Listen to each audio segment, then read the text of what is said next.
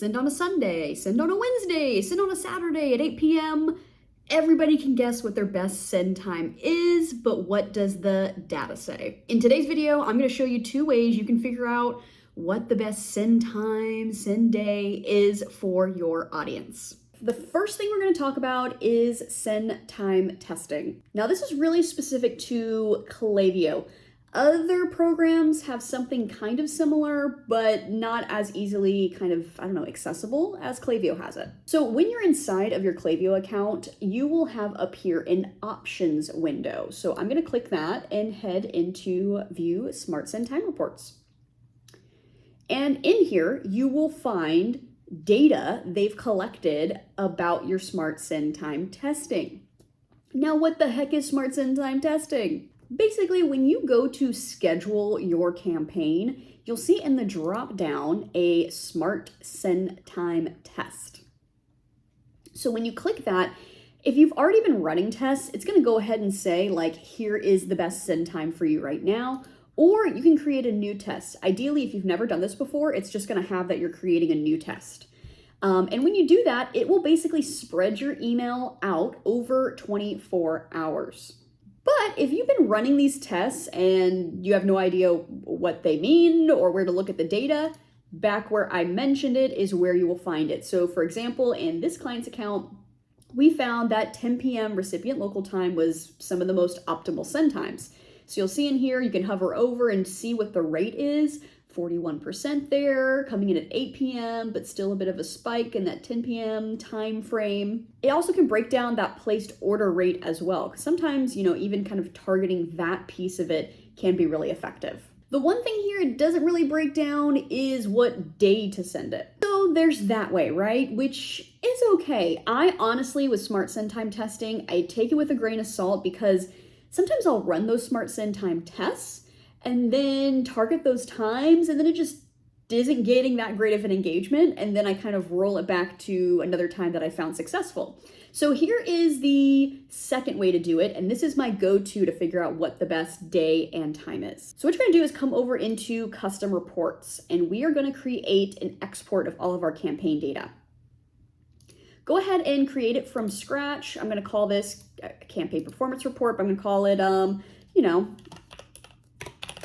send data test, whatever you want to call it. But basically we want to pull in information that'll help us with figuring out the send time data. So you're going to have a lot of things pop up here that you really don't need. I'm just going to delete everything. I care just more about really specific fields, and I like to just have a clean slate when I export it. So email recipients, we're going to keep that.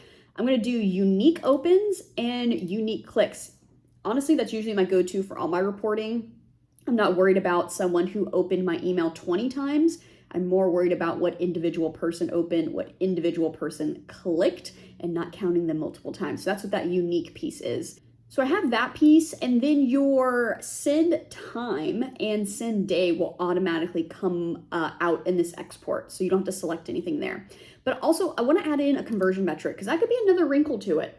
This is just good information to have. So I'm going to do placed order total, and I'm going to do placed order value, and that will give me the monetary amount. And then I'm going to come over to just selecting campaign. If you do a lot of A/B tests, then you could do variations, but usually if you're not testing send times, then doing the variations doesn't mean too much. All right, and then we're gonna do, you could do all sent campaigns, but usually I like to work within like a closer window. So, and things change over time, like I said, like last year people were opening around this time, maybe it's shifted, maybe your audience has changed. So I'm gonna do sent in the last 90 days. And we're gonna run our report. So I'll be right back. I'm gonna export all of this into a CSV, and then I'm gonna put that into a Google Sheet. Okay, so I put all of my data into here. I just changed a few things like the campaign names. I just gave it 1 through 20, but we're gonna play with this data and figure out when the best send time was. So here's the easiest way to do it. I'm going to select all, and then I am going to create a filter here. So you'll see I have day of the week here. I have send time, quick asterisk to send time here, because sometimes when you export it from Klaviyo, if you did recipient's local time, like let me find an example of one. I know for sure we're not sending emails out at 5 a.m. This was probably like an 11 a.m. local, like this one, the 5:23 a.m. This was not going out at that AM time frame. So annoyingly, you're going to have to go back and cross-check any of these ones that were sent recipients local time. Just a funky thing it does. I don't know why it does this. I think it does it in like in UTC time when you do local, which is a bit annoying, but it is what it is. Now, here's where you come into like, what is the best time? So what I'm going to do is I'm going to put in our open rate. And I know this is a bit weird because open rate was something we could have exported, but I like to do it with the actual unique data instead of what sometimes Klaviyo does is pull in total data. So we're going to do CTO, which is also something that's differently calculated. It's clicks to opens, not clicks to total recipients. Because to me, how can you tell an email's effective if nobody saw it? So recipients doesn't make sense. I want to see people who opened it, did they click it? That's the good data. Okay. So now I'm looking at my data and I'm seeing, I have that 53% on a Friday, 53% on a Saturday, 2:30, 3 p.m., 8 p.m. So this was a late night sent on Thursdays, 3 p.m.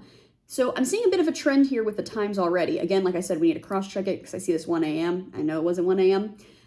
So we need to look through these, but I'm seeing a trend already. I'm seeing more of that kind of 2 to 3 p.m. time frame or later is coming in at our higher open rates, not those early sends. But this one, I have to double check at 5 a.m. as well, 5 p.m., 6 a.m. So you're going to look at these data pieces and then pull from that your best send days. Another wrinkle though is that you could say, okay, let me look at, total order value.